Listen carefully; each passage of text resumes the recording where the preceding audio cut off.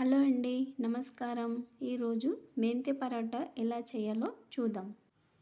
కావాల్సిన పదార్థాలు: మెంతి, గోధుమ పిండి, శనగపిండి, అజ్వైన్, పసుపు, ఉప్పు, మసాలా, కారం. ముందు గోధుమ పిండి వేసి అదన లోపల 4 చెంచాలు శనగపిండి వేయాలి. శనగపిండి వేస్తే పరోటా రుచి మంచిగా ఉంటుంది. 1 చెంచా కారం చూసుకొని వేసుకోండి, కారం తగ్గినంత. రుచికి తగ్గినంత సాల్ట్, పసుపు, మసాలా. ఓమా కొంచెం చేతిలో తీసుకొని మంచిగా రుద్ది వేస్తే అదన వాసన మంచిగా వస్తుంది పరాటాలో. ఒకసారి పిండిని మంచిగా కలపండి, వేసిన అన్ని వస్తువులు కలవడానికి. అలానే పిండిలో మెంతి వేయండి.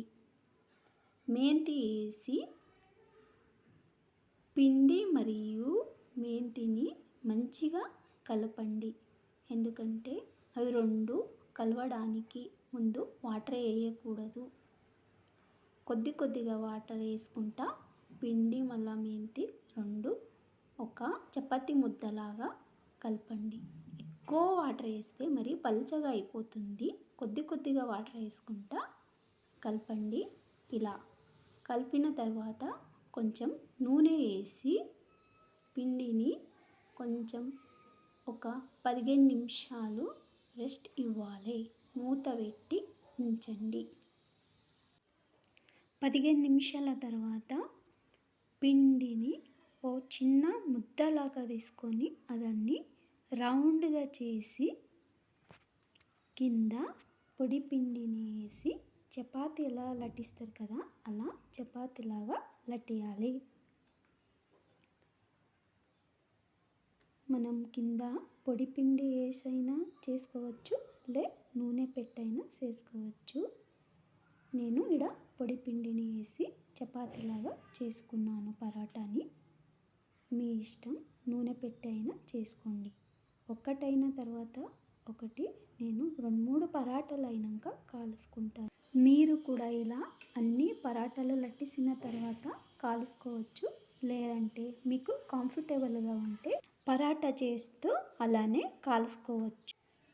ప్యాన్ వేడైన తర్వాత పరోటా వేసి కాల్చుకోవాలి. ఇక్కడ కొద్ది కాలినాక మరో పక్కన కాల్చుకొని మంచిగా కాలిన తర్వాత నూనె వేసి కాల్చుకోవాలి. నూనె అయినా వేయచ్చు, లేదంటే మీరు నెయ్యి కూడా వేసుకోవచ్చు. నెయ్యి వేస్తే మా పాప తినదు కాబట్టి నేను నూనె వేసి కాల్చుకుంటున్నాను. అయిన తర్వాత మళ్ళొక్క పరోటా వేసి అలానే కాల్చుకోండి. పిల్లలు కూర తినరు కదా, కూర తినని వాళ్ళకు ఇలా మెంతెం కూర పిండిలో వేసి చేస్తే పిల్లలు రుచికరంగా మరియు ఇష్టంగా తింటారు. మీరు కూడా రుచికరమైన మెంతి పరోటా చేసి పిల్లలను తినబెట్టండి. Thank you. నచ్చితే ఒక లైక్ చేయండి.